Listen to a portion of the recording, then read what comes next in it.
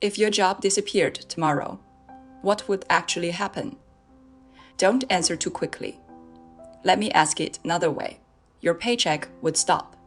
Your calendar invites would expire. But beyond that, would the world actually look any different? If your honest answer is probably not that much, then you may already understand the question at the center of this video. In 1930, the economist John Maynard Keynes made a famous prediction. He believed that by the 21st century, technological progress would allow people to work only about 15 hours a week. The rest of our time would belong to us.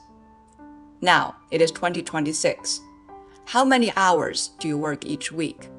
We're living in a strange, almost contradictory age. On one side, there is the anxiety of not having work. AI layoffs, outsourcing, automation.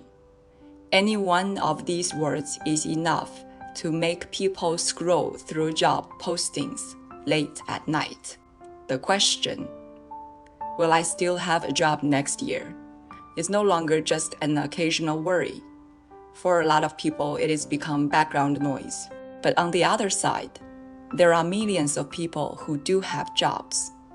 They sit in office buildings, attend endless meetings, polish PowerPoint decks, update KPI dashboards, and reply to emails that seem to reproduce overnight. And late at night, some of them ask themselves a different question. What am I actually creating? So here is the contradiction. Some people desperately want work and can't find it. Others have work, but secretly doubt that it means anything. These two problems may look opposite, but maybe they come from the same root. Keynes wasn't completely wrong. Technology did advance, productivity did rise. Many tasks that once required hours now take minutes. But the time we saved didn't automatically become sunshine, family dinners, walks in the park, or quiet afternoons that belong to us. Much of that time was swallowed by new kinds of work. And these new kinds of work have a very crude, almost offensive name. Once you hear it, it is hard to forget. They're called bullshit jobs. The man who wrote the book Bullshit Jobs was David Graeber. His life almost sounds like a novel. Graeber was born in New York in 1961 into a working-class family. His father was a printer and had fought in the Spanish Civil War. Graeber himself went on to earn a PhD from the University of Chicago and later became a professor at Yale. Then Yale dismissed him. A man who studied power was pushed out by an institution of power. Graeber and his supporters believed this had something to do with his involvement in campus labor activism and his support for union organizing. Yale never directly confirmed that interpretation. It is almost like a doctor standing in the middle of a hospital and loudly saying, "The hospital is the disease." Eventually, the hospital asks him to leave. After Yale, Graeber moved to the London School of Economics. There, he wrote two books that are crucial for understanding the modern world. If you watched my previous video about debt, you've already encountered one of them, Debt the First 5,000 Years, published in 2011. In that book, Graeber asked, why do human beings feel morally obligated to repay debt? How did money become tied to guilt, obligation, and morality? Then, in 2018, he published Bullshit Jobs. This time, he asked a different question. If we have to work, then what exactly are we doing when we work? Graeber wasn't just a scholar sitting quietly in a library.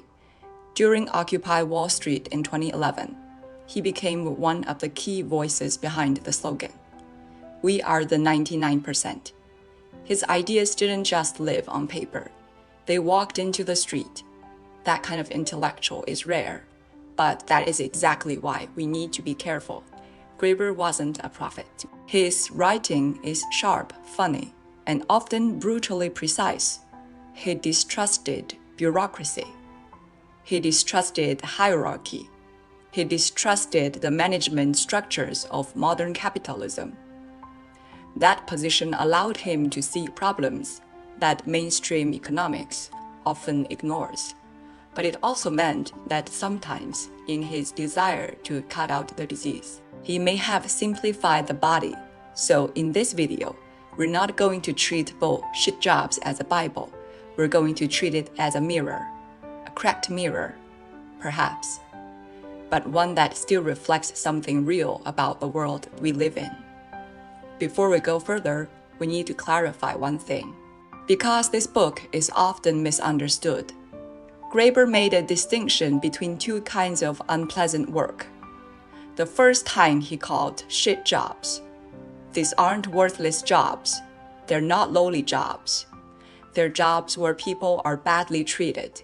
Think of the sanitation worker cleaning streets before dawn, the nursing assistant turning and washing patients in an ICU, the construction worker standing dozens of feet above the ground, building the structure that everyone else will later use. These jobs can be exhausting. They can be underpaid, can be dangerous, but society can't function for a single day without them. Graeber had deep respect for these workers. The second kind is what he is actually going after, bullshit jobs. These jobs may exist in beautiful office buildings. They may come with impressive titles, decent salaries, and professional language. But privately, many of the people doing them suspect something disturbing. If my job disappeared, the world would lose nothing. In some cases, the world might even work a little better.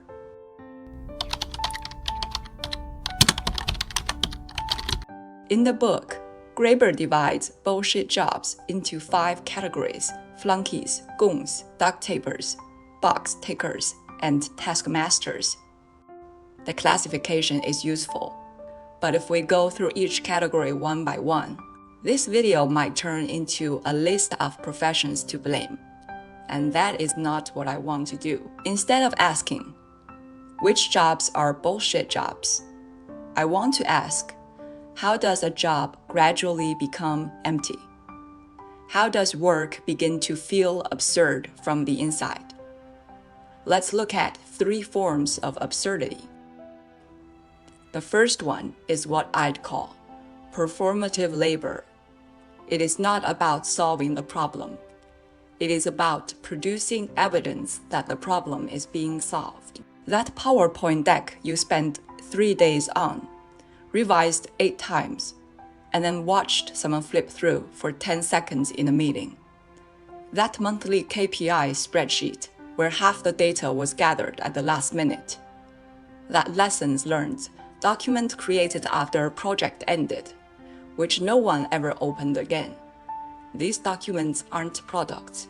They aren't services. They're not the thing itself. They're evidence that something is being done. It is like polishing the dashboard of a car while forgetting to check if the engine's still running. The absurdity begins when the process becomes more important than the result.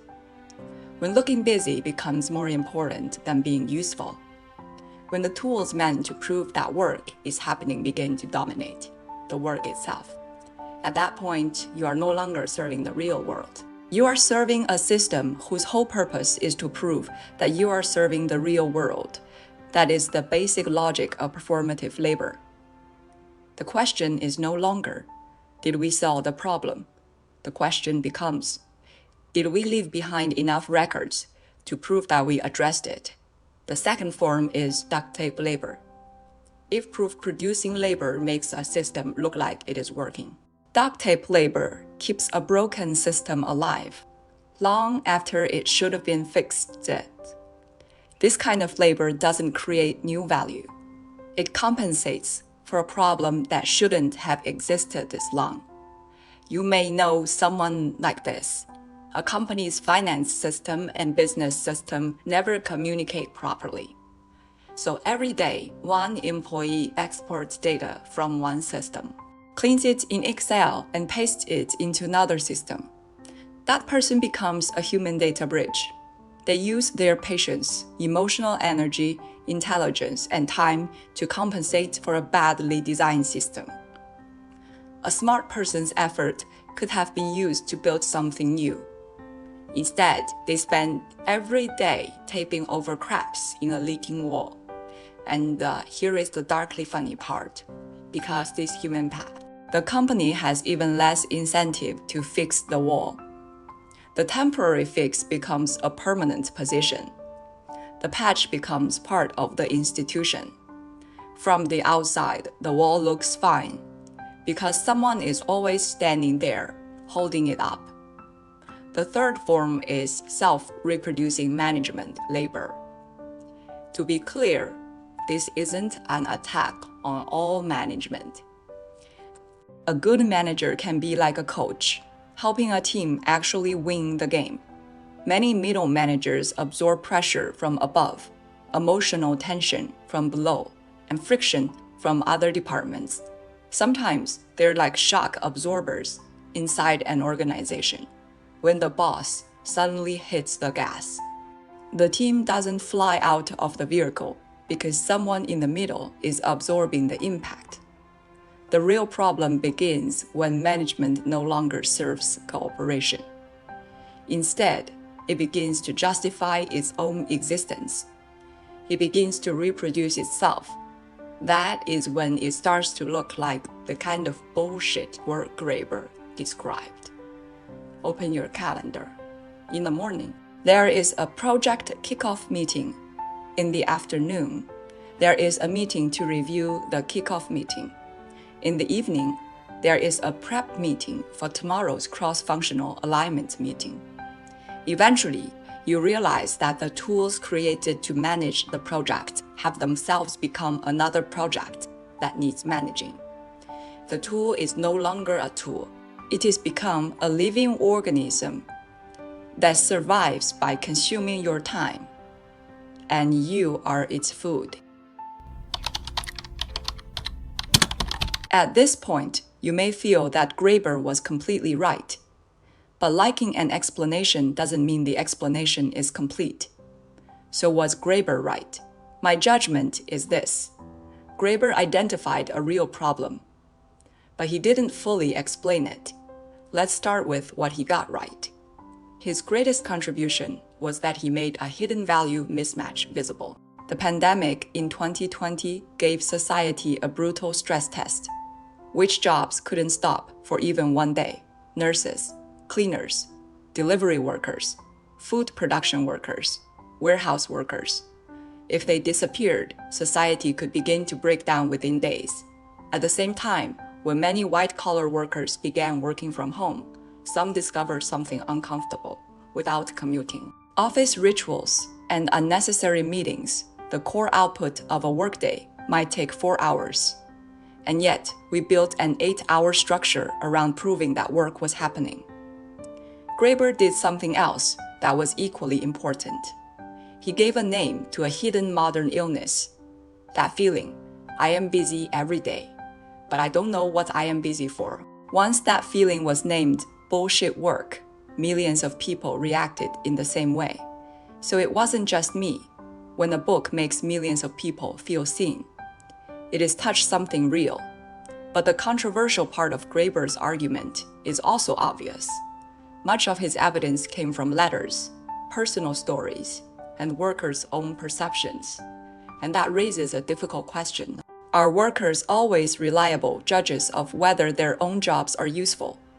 A compliance officer who hates filling out forms may actually be protecting a company of thousands from legal risk.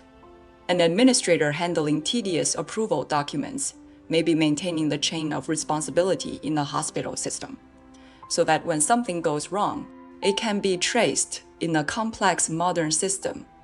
A large amount of work is coordination cost and risk control cost. It doesn't directly produce a visible product, but that doesn't mean it has no value. Graeber's method has trouble separating these two situations. So I think the more precise statement is this: a job can be socially necessary and psychologically empty at the same time. That is the real crisis. It is not always functional uselessness. Sometimes it is a breakdown in meaning. You may be a useful gear inside a machine, but as a human being, you may no longer feel what that gear is moving. That is the more accurate problem. Some people may say, why does meaning matter? If you get paid, isn't that enough?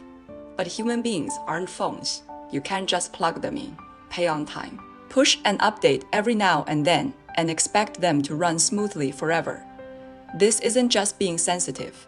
A lack of meaning at work is closely connected to burnout, depression, disengagement, and people wanting to leave. A salary can buy your time, but it can't always buy the feeling that what you are doing is worth your life. Graeber borrowed a heavy phrase for this: moral injury. This isn't an injury from bullets or explosions. It is the damage that builds up when, day after day, you do things your own conscience doesn't respect. When you spend years doing work you secretly believe contributes nothing to the world. What gets consumed isn't only your time. It is also your self-respect. This feeling appears again and again in the stories people told Graeber. Someone gets a job that many others would envy, but every day, they sit there and wonder why they're sitting there. They begin to hope they might get sick, just so they have a legitimate reason not to go. Many readers responded to stories like this by saying, "This doesn't feel like someone else's life. It feels like mine." In the Chinese-speaking world, people have developed their own vocabulary for this crisis. One word is involution. It describes a kind of exhausting competition where everyone works harder, but no one really moves forward. Everyone runs faster, but the pit only gets deeper. Another phrase is lying flat. On the surface, it looks like laziness, but look closer. And it is a cold calculation. If working harder no longer creates meaning, and no longer changes your situation, then refusing to keep playing the game may feel like the only freedom left. In the West, the emotional equivalents are different, but related. The Great Resignation, quiet quitting, and online communities built around anti-work sentiment. Different words, the same logic. When a job gives people neither meaning nor a real path to change their condition, they don't just question the job. They begin to question the reason for playing the whole game.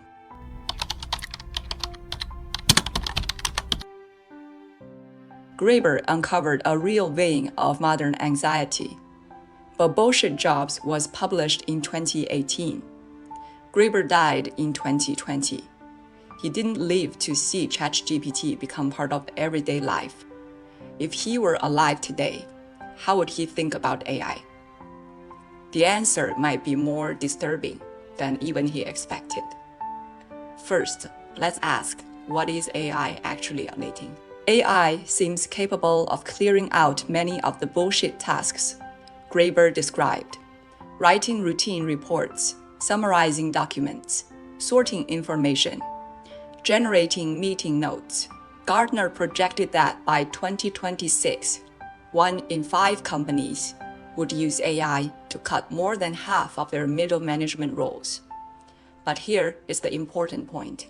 The jobs AI can replace most easily aren't necessarily the most meaningless jobs.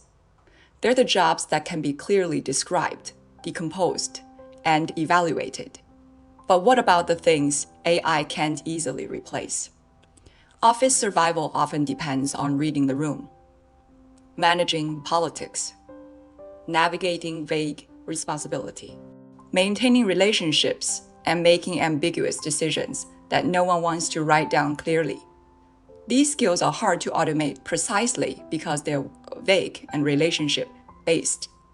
And strangely, those features often overlap with the very kinds of work Graeber criticized. Now look at what AI is creating. AI content reviewers checking hundreds of generated outputs for policy violations. A new kind of box ticker. AI transformation consultants producing beautiful slide decks that may never be implemented. A high-paid version of the patchworker. And there is an even deeper problem. When reports become extremely cheap to generate, organizations may simply demand more reports, more documentation, more proof that everyone is making progress. The workload doesn't necessarily shrink, the meaning may simply become thinner. Put all of this together and you see a disturbing possibility. AI may efficiently replace certain meaningful tasks while preserving or even expanding meaningless structures. That is the deepest Graeberian echo in the age of AI. Before, we asked, why do human beings have to work like machines? Now we have to ask, when machines can finally do this work for us, why aren't humans free? The answer may be hidden in everything we've already discussed. What traps us isn't just a specific task. It is an entire system that ties income, identity, dignity, and social worth to paid employment. If a society only recognizes paid employment as proof of a valuable life, then technological liberation won't automatically become freedom. It may first become something else, unemployment. So let's return to the question at the beginning. On one side, people want work but can't find it.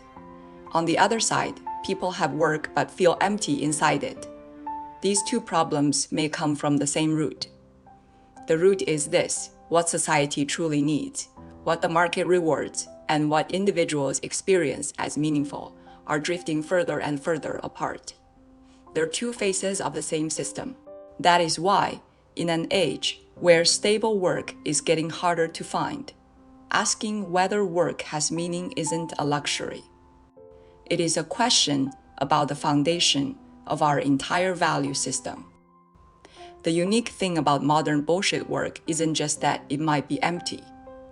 It is that it can't admit its own emptiness.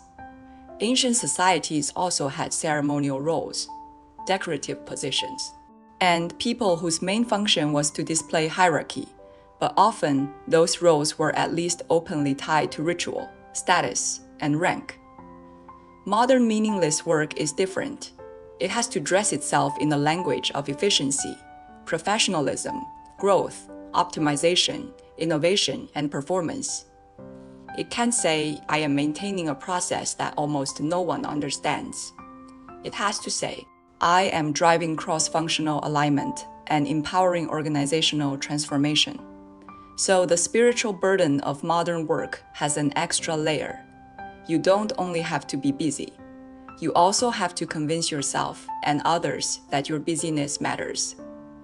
Graeber didn't offer a perfect solution. He supported ideas like universal basic income. But he also knew that this was an idealistic and difficult proposal.